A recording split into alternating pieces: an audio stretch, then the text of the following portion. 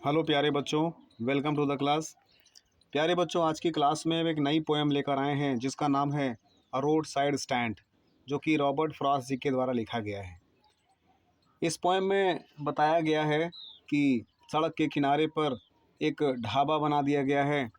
सड़क के किनारे पर एक पुराना सा छोटा सा मकान है और मकान मालिकों ने मकान के सामने एक छोटा सा शेड या छप्पर डाल दिया है और उसे ढाबा बना दिया है। यह ढाबा शहर से काफ़ी दूर है। इसको इस उद्देश्य से बनाया गया था ताकि इस मार्ग से गुजरने वाले शहरवासियों से कुछ धन कमाया जा सके। शेड के मालिक ने एक साइन बोर्ड लगा दिया था। जंगली बेरी और सुनहरी शरबत जैसी चीज़ें बिक्री के लिए वहाँ पर रखी गई थी। ढाबे के सामने से अनेक कारें गुजरती थी, लेकिन किसी ने भी उन्हें धन देकर उपकार करने की कोशिश नहीं किया। इसलिए ढाबे के मालिकों के जीवन में कोई बदलाव नहीं आया और वे गरीब ही बने रह गए। जैसा कि उन्होंने फिल्मों में देखा था, अपने जीवन स्तर को ऊंचा उठाने के लिए उन्हें धन की आवश्यकता थी। इस पोएम में बताया गया है प्यारे बच्चों कि सरकार और अन्य समाजसेवी संस्थाओं के ग्रामीण जनता के प्रति जो दृष्टिकोण है वो सही नहीं था। उनके जीवन स्तर को उठाने के लिए उन्होंने भी कुछ नहीं किया था। धन के अभाव में गरीब सदैव ही परेशान रहेंगे। दूसरी ओर जो शहरी लोग हैं, उनके द्वारा इन गरीबों का भी किसी न किसी रूप में शोषण किया गया है। इनके लिए एक बड़ी राहत होगी कि इन गरीब ग्रामीण लोगों के दुखों को एक ही झटके में दूर कर दिया जाए, ऐसा कवि कहते हैं अपनी पोएम में। पढ़ते हैं पोएम को और समझते हैं लाइन टू लाइन, एक क्लियर सेंटेंस में समझते हैं। तो सबसे पहले यहाँ पर देखते हैं बिफोर यू रीड। पढ़ने से पहले क्या करें? Before you read, have you ever stopped at road side stand? क्या आप भी कभी रोड साइड स्टैंड में रुके हैं? क्या आप भी कभी सड़क के किनारे बने हुए ढाबा में रुके हैं? What have you observe there? वहाँ पर आपने क्या ऑब्जर्व किया? वहाँ पर आपने क्या ध्यान दिया, क्या नोटिस किया, क्या महसूस किया? तो चलिए पोएम को पढ़ते हैं प्यारे बच्चों और समझते हैं इसको। पोएम की शुरुआत होती है, a little old house was out with a little new shed. Line to line पढ़ेंगे, समझेंगे।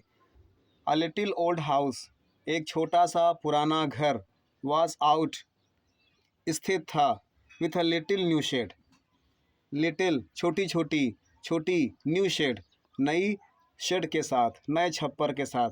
अर्थात वो जो छोटा सा पुराना घर था वो आउट, उसमें थोड़ा सा और आगे की तरफ थोड़ा सा और मकान बना लिया था, लिटिल शेड, जिसमें उसने छप्पर डाल लिया था। एक पुराना मकान था जो सड़क के किनारे पर स्थित था, उसने आगे की तरफ एक छप्पर डाल लिया था, एक शेड डाल लिया था।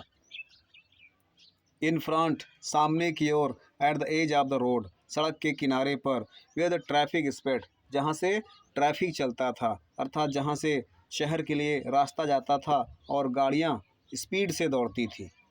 फिर से पढ़िएगा, a little old house was out with a little new shed, एक पुराना मकान था जिस पर नया शेड डाल दिया गया था। In front, at the edge of the road where the traffic spread, सड़क के किनारे, सामने की ओर, जहाँ से सड़क जाती है और जहाँ से गाड़ियाँ गुजरती हैं। अ रोड साइड स्टैंड, एक dhaba, that too pathetically pled, that too जो कि पैथेटिकली बहुत ही करुणापूर्वक, प्लेड निवेदन कर रहा था। अर्थात उस घर को देख करके ऐसा लगता था कि वहाँ पर जो दुकान खुली हुई है वो लोगों से बहुत ही करुणापूर्वक, बहुत ही निवेदनपूर्वक उनसे कुछ सामान खरीदने के लिए प्लीड प्लीड कर रही हो, रिक्वेस्ट कर रही हो, विनती कर रही हो। It would not be fair to say for a dole of bread, मतलब ये कहना उचित ना होगा। It would not be fair, यह ठीक ना होगा, टू से कहना, for a dole of bread, कि वे भीख मांग रहे हैं, भिक्षा मांग रहे हैं। अर्थात ये तो कहना उचित नहीं है कि वे लोग वहाँ पर रोड साइड स्टैंड बना करके लोगों से भीख मांग रहे हैं। But for some of the money, लेकिन कुछ पैसे के लिए, द कैश, कुछ कैश के लिए, हुज फ्लू सपोर्ट, जो कि उनको एक बहावपूर्ण सपोर्ट करता है, द फ्लावर ऑफ सिटीज़, शहर के फूलों के लिए, अर्थात शहर के अमीरों के लिए, फॉर सिंकिंग, डूबने से, एंड वेथरिंग फैंट, वेथरिंग मीन्स एक प्रकार से, वेदरिंग मीन्स एक प्रकार से होता है प्यारे बच्चों मुरझाना, और फेंट मीन्स होता है मूर्छित करना। और वे लोग जो डूबने लगते हैं या विदरिंग मुरझाने से, फेंट उनको मूर्छित होने से बचाता है। कौन बचाता है? हु फ्लो सपोर्ट, जो एक प्रकार से उनका पूर्ण रूप से सपोर्ट करता है, सहारा बनता है। कौन? पैसा। किनका? उन अमीरों का। एक बार फिर से पोएम को ध्यान से पढ़िएगा बच्चों। A little old house was out with a little new shed in front at the edge of the road where the traffic sped. पूरी लाइन का मतलब यह हुआ कि सड़क के किनारे सामने ही एक छोटा सा पुराना मकान था जिस पर नया शेड डाल दिया गया था, आगे की ओर बढ़ा दिया गया था। और क्या था इसमें? The road side stand at too pathetically pled, और वहाँ पर और क्या था? वेयर ट्रैफिक स्पेड, जहाँ पर यातायात था, अर्थात सड़क पर बहुत अधिक गाड़ियाँ थी। और the road side stand that too pathetically pled, और वह करुणा के साथ कुछ पैसे के लिए प्रार्थना करता था। और it would not be fair to say for dole of bread, और यह कहना तो उचित नहीं होगा कि वह यह प्रार्थना भिक्षा के रूप में किया करता था। बट आगे बढ़ते हैं। बट फॉर मनी, लेकिन कुछ पैसों के लिए प्रार्थना करता था। क्या? कुछ धनराशि के लिए प्रार्थना करता था, कैश, पैसे के लिए। हुज फ्लो सपोर्ट, जो कि सहारा बनता है, जो कि एक प्रकार से उनको बचाता है, सहारा बनता है। द फ्लावर ऑफ सिटी, शहर के अमीरों के लिए। सिंकिंग, उनको डूबने से बचाता है। और विदरिंग फैंट, और उनको मुरझाने से बचाता है। अर्थात वह धन जो अमीर लोगों को डूबने, अमीर लोगों को दुखी होने, सूखने, मुरझाने से बचाता है, उस पैसे के लिए वो भी कुछ लोगों से रिक्वेस्ट कर रहे थे। भिक्षा तो नहीं मांग रहे थे, लेकिन दुकान खोल करके बैठे थे ताकि यहाँ से गुजरने वाले जो अमीर लोग हैं, शहरी लोग हैं, वो भी कुछ पैसे दे कर के इनकी हेल्प कर सके। आगे बढ़ते हैं प्यारे बच्चों। यहाँ से द पॉलिश ट्रैफिक पास्ड, जो पॉलिश ट्रैफिक है अर्थात चमचमाती हुई गाड़ियाँ, पास्ड गुजर जाती थी। विद माइंड हेड, सीधे अर्थात माइंड हेड मीन्स क्या होता है? सीधे आगे की तरफ। जो चमचमाती हुई गाड़ियाँ थी वे सीधे आगे की तरफ गुजर जाती थी। और if ever side a moment, या फिर कभी अगर थोड़े समय के लिए रुकती भी थी, देन आउट ऑफ शॉट, तो एक प्रकार से वो भाव चढ़ाए रहते थे। अर्थात काफ़ी उन्हें गुस्सा आता था। क्यों गुस्सा आता था? एट हैविंग द लैंडस्केप मैर्ड, जो लैंडस्केप है अर्थात जो सीनरी है, दृश्य है, उसे खराब करके। अर्थात वो कहते हैं कि इन लोगों ने यहाँ पर कच्चा मकान बना करके इस सीनरी को ख़राब कर दिया है। अर्थात ये जो सुंदर दृश्य है, इस सुंदर दृश्य को क्या बना दिया है? मैरल बना दिया है। यहाँ पर मैरल मीन्स क्या होता है? स्पॉइल्ड कर दिया है, ख़राब कर दिया है। अपना घर बना करके यहाँ पर विथ आर्टलेस पेंट, इस कलरहीन रंग से, आप साइन एक निशान से, that with an turn wrong, और एस साउथ, जिसमें जो है एक प्रकार से एन टर्न रॉन्ग या फिर एस टर्न रॉन्ग निशान बना दिया गया है। अर्थात ना तो एन ठीक से बना हुआ है, ना तो एस ठीक से बना हुआ है। उन्होंने कुछ कुछ निशान बना रखे हैं। एन नॉर्थ की तरफ मुड़ना है, एस साउथ की तरफ मुड़ना है, ऐसा कुछ उन्होंने निशान बना दिया गया है। और चूंकि वो लोग इतने पढ़े लिखे नहीं हैं, इसलिए ना तो एन ठीक से बना पाते हैं, ना तो एस ठीक से बना पाते हैं। तो जिस कारण से शहरी लोग हैं, कभी अगर वहाँ पे रुकते हैं और उस निशान की तरफ उनका अगर ध्यान जाता है तो वे बहुत नाराज़ होते हैं, बहुत गुस्सा होते हैं। ये कहते हैं कि इन लोगों ने यहाँ पर अपना घर बना करके, यहाँ पर छाया बना करके, या फिर यहाँ पर एक प्रकार से छप्पर बना करके यहाँ की शोभा खराब कर दी है।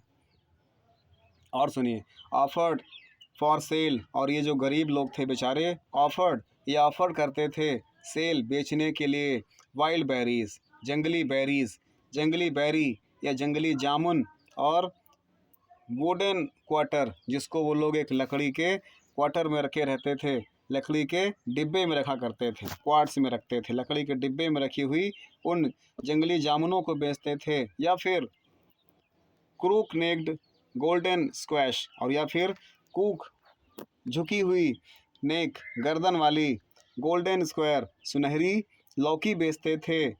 विथ सिल्वर वर्ड, जिसमें एक प्रकार से सिल्वर कलर का या चांदी कलर का ऊपरी परत जैसे दिखता था। तो इस प्रकार से वे झुकी हुई, मुड़ी हुई, जिसकी गर्दन मुड़ी हुई रहती थी, ऐसी सुनहरी लौकी बेचा करते थे या फिर वाइल्ड बेरीज बेचते थे लकड़ी के डिब्बे में रख करके।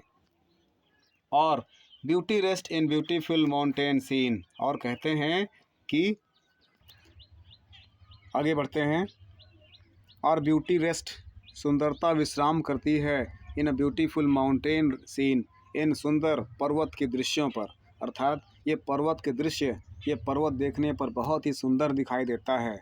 सुंदर पर्वतीय दृश्यों से, सुंदर पर्वतीय दृश्यों में सौंदर्य से भरपूर दिखाई पड़ता है। अर्थात जहाँ पर हम दृश्य, जहाँ पर हम सीनरी, जहाँ पर हमने अपना घर बना रखा है, उसके आसपास अत्यधिक सुंदरता दिखाई पड़ती है, इसमें कोई संदेह नहीं है। वही कवि कहते हैं, beauty rest in a beautiful mountain scene, सुंदर पर्वत के दृश्यों में सुंदरता आराम करती है, विश्राम करती है।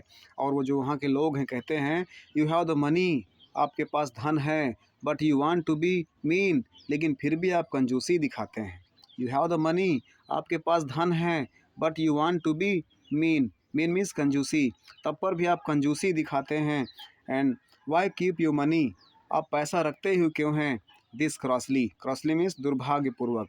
अगर ऐसा आपके पास पैसे हैं और आप उसको खर्च नहीं करते हैं गरीबों की भलाई के लिए, तो आप पैसा रखते ही क्यों हैं। एंड गो अलोंग, और आप आगे बढ़ जाते हैं। आपके पास पैसा होता है लेकिन आप बिना खर्च किए इन रास्तों से आगे गुजर जाते हैं।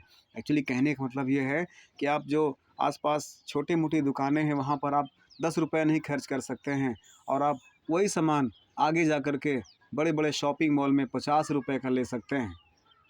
तो इस पर उनको बहुत दुख होता है कि हम जो कम कीमत पर अच्छी क्वालिटी में नेचुरल चीज़ें बेच रहे हैं, वो आपको पसंद नहीं आता है। सिंथेटिक और ख़राब चीज़ें, उनको पुरानी चीज़ें, बासी चीज़ें उनको शॉपिंग मॉल में मिलती हैं, तो उनको महंगी कीमतों पर ख़रीदते हैं। तो वही इसलिए कहते हैं वो लोग, गरीब लोग, कि आपके पास पैसे हैं तो आप कंजूसी क्यों दिखाते हैं। आप कंजूसी दिखाते हैं तो पैसा रखते ही क्यों हैं। इस प्रकार से वो थोड़ा चिड़चिड़ापन सा कहते हैं, एक प्रकार से वो थोड़ा सा दुखी मन से कहते हैं। कौन? वही लोग जो वहाँ पे ढाबा खोल रखे हैं। अब आगे बढ़ते हैं। हाँ, अब आगे गुजर जाते हैं। The hurt to the scenery would not be my complain, the hurt, नुकसान पहुंचाते हैं, द सीनरी, यहाँ के दृश्यों पर। अर्थात आप यहाँ की प्राकृतिक चीज़ों को नुकसान पहुंचाते हैं, would not be my complain, लेकिन इसमें मेरी कोई कंप्लेन नहीं है। माना कि आप जो है जब यहाँ से गुजरते हैं तो आप प्लास्टिक यूज़ करते हैं, आप बहुत सारी ऐसी ऐसी चीज़ें यूज़ करते हैं, पॉल्यूशन करते हैं, माना कि ये सब आप नुकसान पहुँचाते हैं। चलिए ठीक है, इससे हमें आपसे कोई समस्या नहीं है, लेकिन लेकिन so much as the trusting sorrow, लेकिन जो आप सो मच, उससे अधिक हमें हैं, द ट्रस्टिंग, विश्वास पर, सारो, दुख, of what you unsaid, what is unsaid, जिसको कहा नहीं जा सकता है।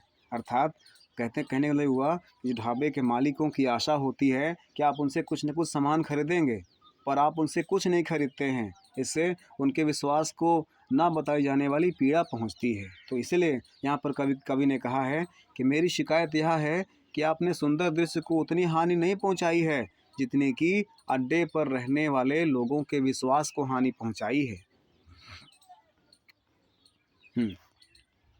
आगे बढ़ते हैं। फिर आगे कवि कहते हैं कि, और आगे बढ़ते हैं प्यारे बच्चों।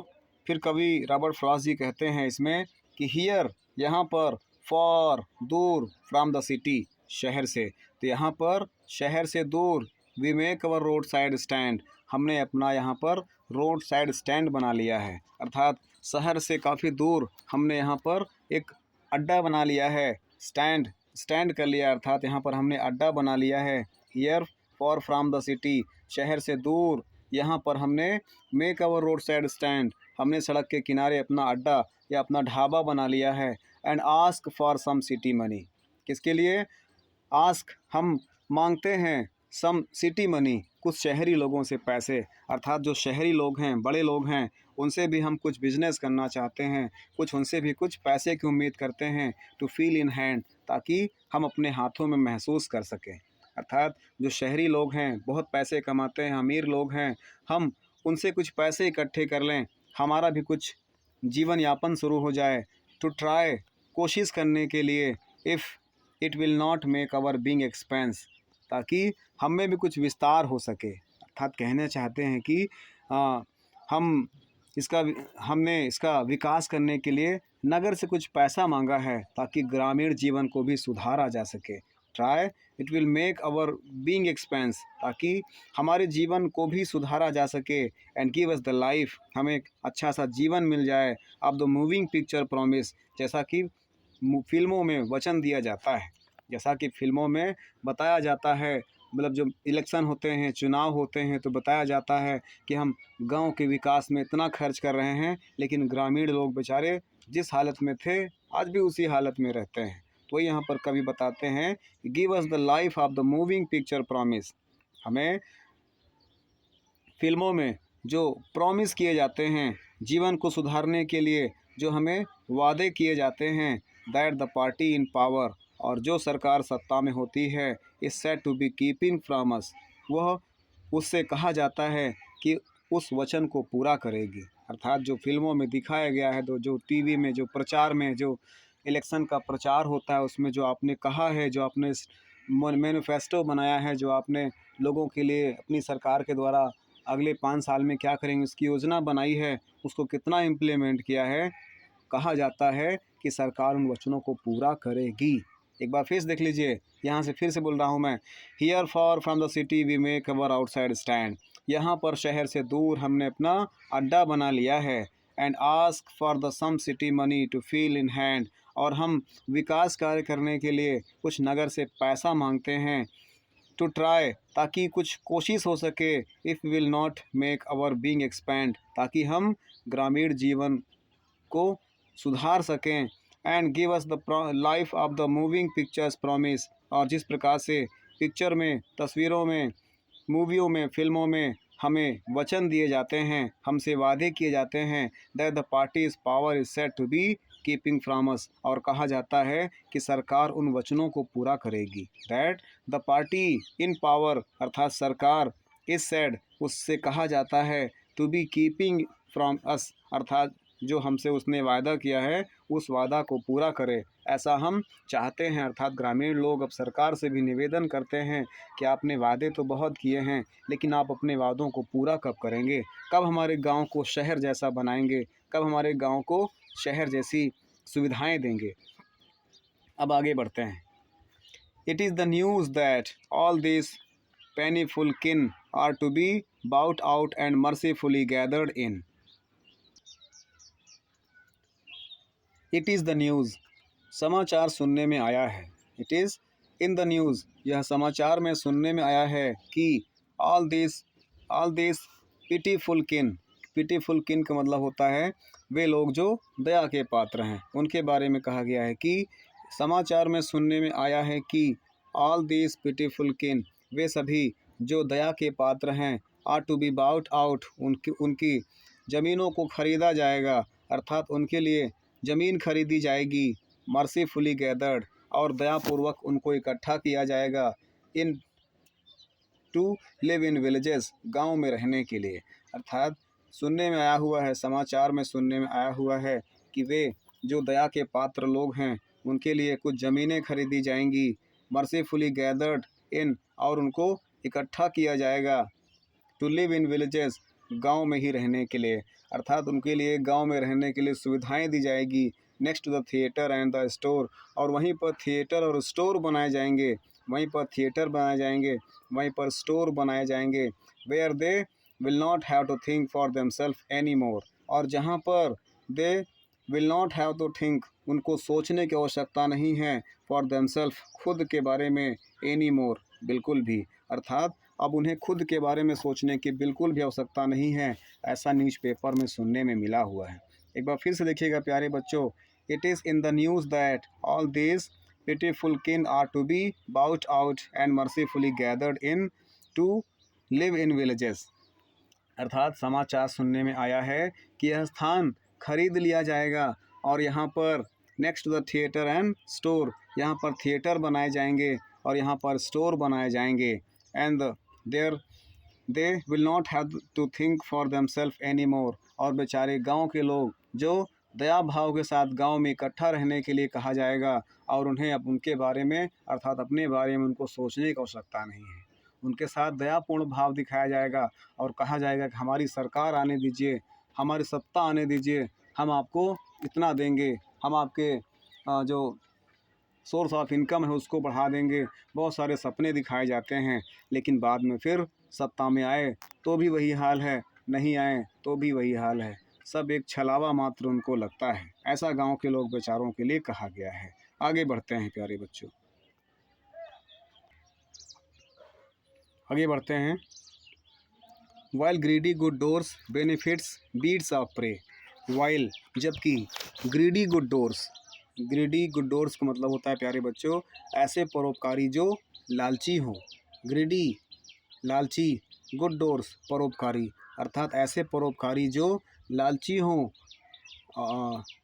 बेनिफिट्स शुभ चिंतक, बीट्स ऑफ प्रे शिकार करने वाले जंगली पशु। तो कुल मिलाकर क्या हो गया प्यारे बच्चों, while greedy good doers benefits beneficent beasts of prey, अर्थात लालची परोपकारी शिकार करने वाले शुभ चिंतक स्वार्म ओवर देयर लाइव्स, जो बड़ी संख्या में आसपास उन गरीब लोगों के जीवन में मंडराते रहते हैं। स्वार्म मीन्स मंडराना, मंडराते रहते हैं।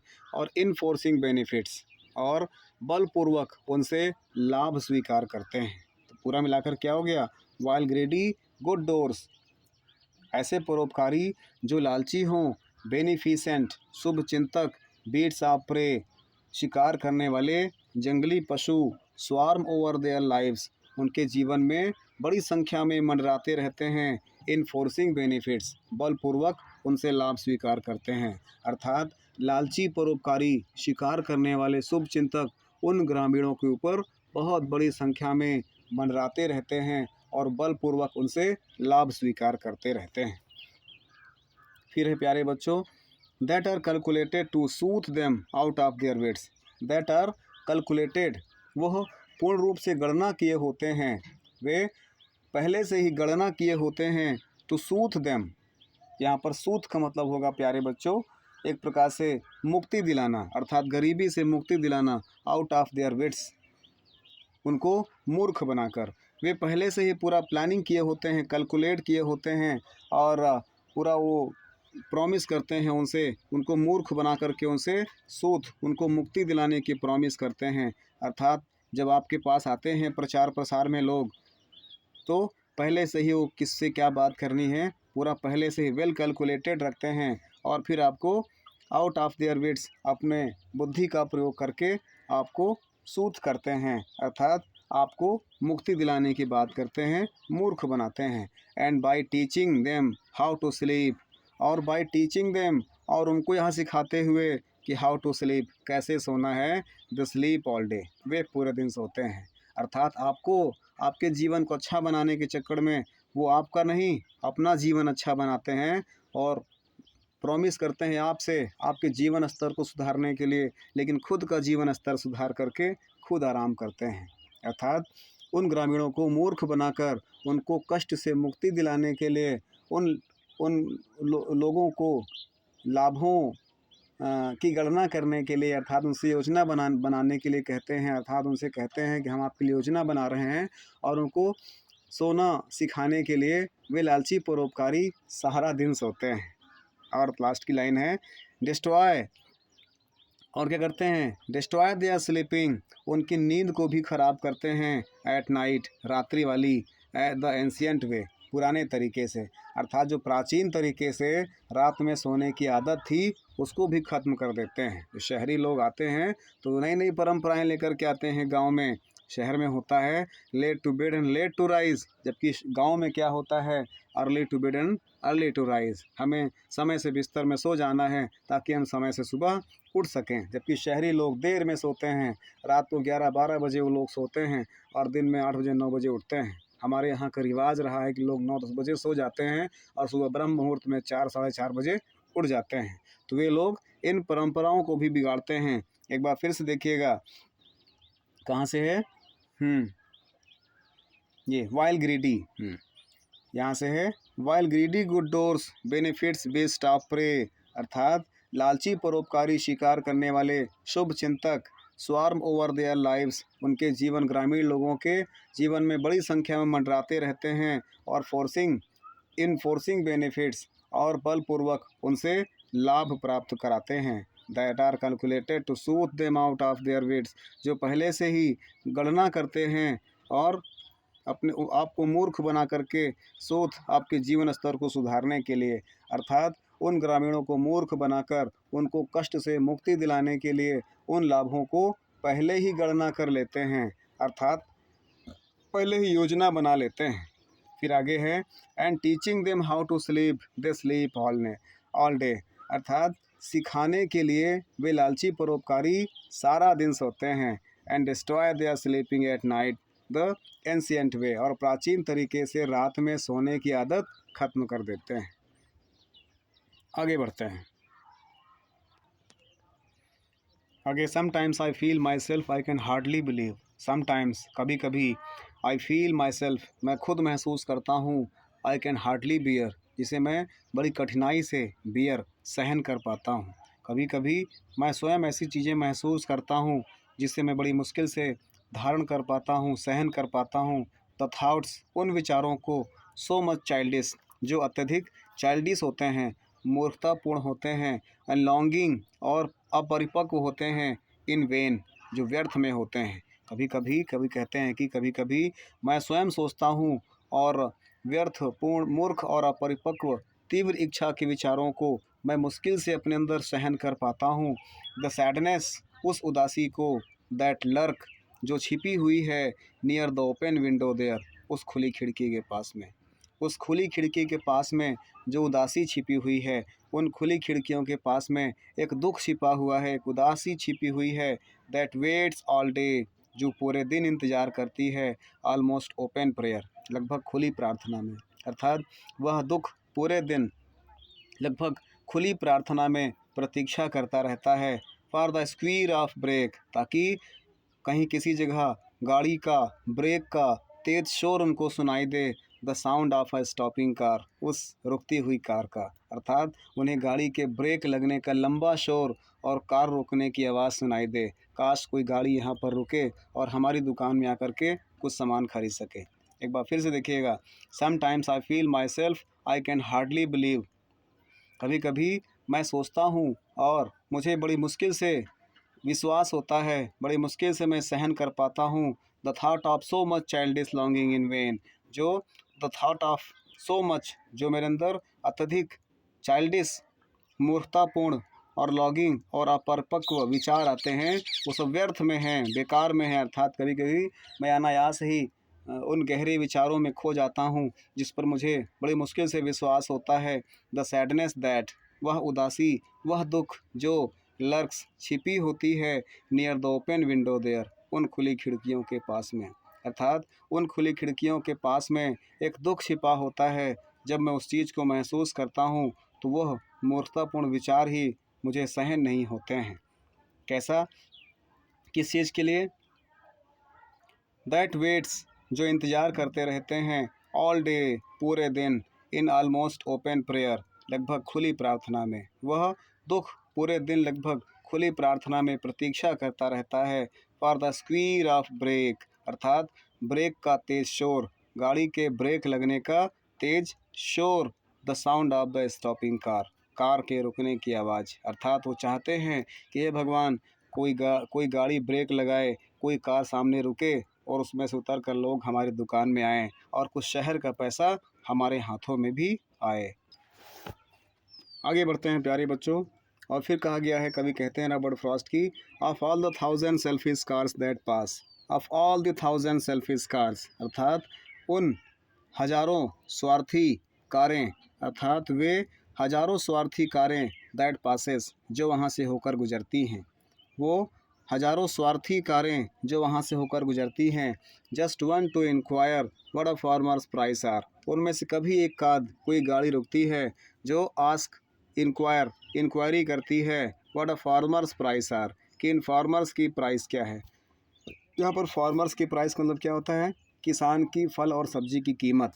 तो वो यह पूछने के लिए रुकती है कि इन फलों की कीमत क्या है, इन सब्जियों की कीमत क्या है। एंड वन डिड स्टॉप, और कभी एक आध गाड़ी रुक जाती है, but only to plough up grass, वो केवल घास को, प्लाउ अप मीन्स पलटना, वो केवल घास को नष्ट करने के लिए, घास को ख़राब करने के लिए। इन यूजिंग द यार्ड, उनके आंगन को यूज़ करते हैं, to back and turn round, आगे और पीछे करने में, अर्थात अपनी गाड़ियों को वापस मोड़ने में कभी कभी कुछ गाड़ियां रुक जाती हैं और वहां की घास को ख़राब कर देती हैं, उनके आंगन को नुकसान पहुंचा देती हैं। And another to ask the way to where it was bound, और कभी कभी एक आध गाड़ी रुक जाती है, टू आस्क द वे, रास्ता पूछने के लिए, to where it was bound, कि ये सड़क कहाँ को जाती है। कभी कभी कोई गाड़ी ऐसी भी होती है जो यह पूछने के लिए रुक जाती है कि यह सड़क कहाँ को जाती है। And another to ask could they sell it a gallon of gas, और कभी कभी कुछ लोग वहाँ पर आते हैं यह पूछने के लिए कि कुड दे सेल, कि क्या वो बेच सकते हैं, इट, इसमें से, अ गैलन ऑफ गैस, एक गैलन गैस। कभी कभी कुछ लोग आते हैं यह पूछने के लिए कि क्या एक गैलन गैस आप रखे हैं, एक गैलन गैस हमको बेचेंगे। दे कुडंट, उनके पास नहीं होता है, दिस क्रॉसली, दुर्भाग्यपूर्ण, अर्थात दुर्भाग्य है कि उनके पास गैस नहीं होती है। दे हैड नन, वे गैस नहीं बेच सकते हैं। डिडंट इट सी, क्या उनको दिखाई नहीं पड़ता है, क्या उन कार वालों को स्वयं दिखाई नहीं पड़ता कि वो क्या बेचते हैं। एक बार फिर से इसको देखिएगा। Of all the thousand selfish cars that passes, वे हजारों स्वार्थी कारें जो वहाँ से होकर गुजरती हैं, just one to inquire what a farmers price आज, उनमें से कभी एक गाड़ी रुकती है यह पूछने के लिए कि फलों की कीमत, सब्जियों की कीमत क्या है। And one did stop but only to paw up grass, और कभी एक गाड़ी रुकती है केवल उन घासों को उलटने के लिए, using the yard back and turn around, केवल उनके आंगन को, गाड़ी को वापस करने के लिए और मोड़ने के लिए यूज़ करते हैं। Another to ask the way to where it was bound, और कभी कभी गाड़ी रुकती है यह पूछने के लिए कि the way to where it was bound, कि यह सड़क कहाँ को जाती है। And another to ask could they sell it a gallon of gas, और कभी कभी कोई गाड़ी रुकती है यह पूछने के लिए कि क्या उनके पास एक गैलन गैस है। दे कुडंट दिस क्रॉसी, दुर्भाग्य की बात है कि दे कुडंट, वे नहीं रखते हैं, वे गैस नहीं बेचते हैं। दे हैड नन, उनके पास गैस नहीं है। दे डिडंट इट सी, क्या उन गाड़ी वालों को दिखाई नहीं पड़ता ये बात। आगे बढ़ते हैं, आगे बढ़ते हैं। No in country money the country scale of gain, no नहीं, द कंट्री मनी, अर्थात जो देहात का धन है, the country scale of gain, यहाँ पर स्केल ऑफ गेन का मतलब होता है लाभ का मापदंड। तो पूरा मिलाकर हो जाएगा the country money the scale of gain, gain अर्थात देहात के धन में लाभ की प्राप्ति का अंश नो, नहीं के बराबर होता है। अर्थात जो देश के डेवलपमेंट में मनी स्पेंड होता है, खर्च होता है, उसमें अधिकतर पैसा शहर, बड़े बड़े मेगा सिटीज़ और मेगा सिटीज़ के डेवलपमेंट में खर्च होता है, जबकि गांव के डेवलपमेंट में बहुत थोड़ा सा पैसा, गिना चुना पैसा आता है, जबकि बात सिर्फ गांव के विकास की होती है। तो वही यहाँ पर लिखा हुआ है इन कंट्री मनी, देहात का धन, देहात का पैसा, the country scale of gain, देहात के लाभ के मापदंड में जीरो होता है। नो, लास्ट में नो, पहले नो लिखा हुआ है ना, ज़ीरो होता है। तो द रिक्वेसिट लिफ्ट ऑफ स्पिरिट, रिक्वेसिट आवश्यकता, लिफ्ट ऑफ स्पिरिट जीवन स्तर को ऊंचा उठाने के लिए। तो जीवन स्तर को ऊंचा उठाने की आवश्यकता हैज़ नेवर बीन फाउंड, कभी भी वहाँ पर प्राप्त नहीं होती है। अर्थात देहात के लोगों को कभी भी उनके जीवन की महत्वपूर्ण आवश्यकताओं की पूर्ति होना गांव में संभव नहीं होता है, और या तो the voice of the country seems to complain, और इसीलिए देहात के लोग इस बात की शिकायत हमेशा करते रहते हैं। सो the voice of the country, इसलिए देहात के लोग या देहात की आवाज़ें सीम्स, प्रतीत होती रहती हैं, टू कंप्लेन, शिकायत करती हुई। अर्थात इसीलिए देहात के लोग हमेशा इस बात को लेकर कंप्लेन करते रहते हैं कि हमारे देश, हमारे देहात में विकास नहीं हो रहा है। I can't help owning the great relief it would be, अब यहाँ पर लेखक बहुत बड़ी बात कहते हैं। लेखक कहते हैं कि मैं इनका कोई सहारा नहीं बन सकता हूँ। I can't help owing the great relief it would be. मैं चाह कर भी इनका अधिक सहारा नहीं बन सकता हूँ, इनकी बहुत अधिक हेल्प तो नहीं कर सकता हूँ, नहीं तो put these people at one stroke out of their pain. Put these people, इन लोगों को रख देता, एट अ वन स्ट्रोक, एक ही झटके में, आउट ऑफ देयर पेन, इनके दर्द से बाहर। अगर मेरा बस चलता तो मैं एक ही झटके में इनके दुखों को दूर कर देता, ऐसा कवि कहते हैं। आई वंडर, मुझे आश्चर्य होता है, how I should like you to come to me. अब लेखक कहते हैं कि फिर भी मैं पुनः अगले दिन जब अपने पूरे होश में आऊँगा, कहते हैं कि यहाँ से है, एंड देन नेक्स्ट डे, और अगले दिन, आई कम बैक, मैं वापस आऊँगा, इन द सेन, अपने पूरे होश में, और अगले दिन जब मैं पुनः अपने पूरे होश में आऊँगा, आई वंडर, मुझे आश्चर्यचकित होगा, how should like to be come to me, कि तुम्हारा आवाहन इसलिए कर रहा हूँ, and offer to put me gently out of my pain, ताकि तुम मुझे परेशानी से छुटकारा दिला सको। इस पैसेज को, इस स्टेंजा को एक बार फिर से देखिएगा। इसमें कहा गया है कि know the country money the country scale of gain, अर्थात देहात के धन में लाभ की प्राप्ति का अंश नो के बराबर है, ना के बराबर है, नहीं के बराबर है। The requisite lift off life, अर्थात जीवन स्तर को उठाने की आवश्यकता हैज़ नेवर बीन फाउंड, कभी भी नहीं प्राप्त होती है इस गांव में। अथवा so the voice of the country seems to complain, इसलिए गांव के देहात के लोगों की हमेशा शिकायतें आती रहती हैं। I can't help owing the great relief it would be, मैं चाह कर भी मैं पूरी इनकी मदद नहीं कर सकता हूँ, नहीं तो put this people at the stroke out of their pain, मैं इन लोगों के दुख को एक झटके में दूर कर देता। And then next day I came back into the sane, और अगले दिन जब मैं फिर से पुनः होश में आता हूँ तो I wonder how I should like you to come to me, कि जब मैं अगले दिन होश में आता हूँ तो आश्चर्यचकित रह जाता हूँ कि तुम्हारा आवाहन इसलिए कर रहा हूँ, after to put me gently out of my pain, ताकि तुम मुझे परेशानी से छुटकारा दिला सको। तो प्यारे बच्चों, दिस इज़ द पोएम। तो ये काफ़ी स्टैंडर्ड पोएम है, बड़ी पोएम है और टफ भी है। इसको आप बुक से या इसी वीडियो को आप कई बार देख करके इसको प्रिपेयर करिए। काफ़ी बड़ी पोएम है, इसको एक बार, दो बार, तीन बार आप पढ़िए तो आपको आई होप समझ में आ जाएगा। मिलते हैं कुछ अन्य इसी प्रकार के कुछ वीडियोस के साथ, कुछ कंटेंट के साथ, कुछ प्रोज पोइट्री और शॉर्ट स्टोरी के साथ अगली क्लास में। तब तक के लिए थैंक यू। जय हिंद, वंदे मातरम।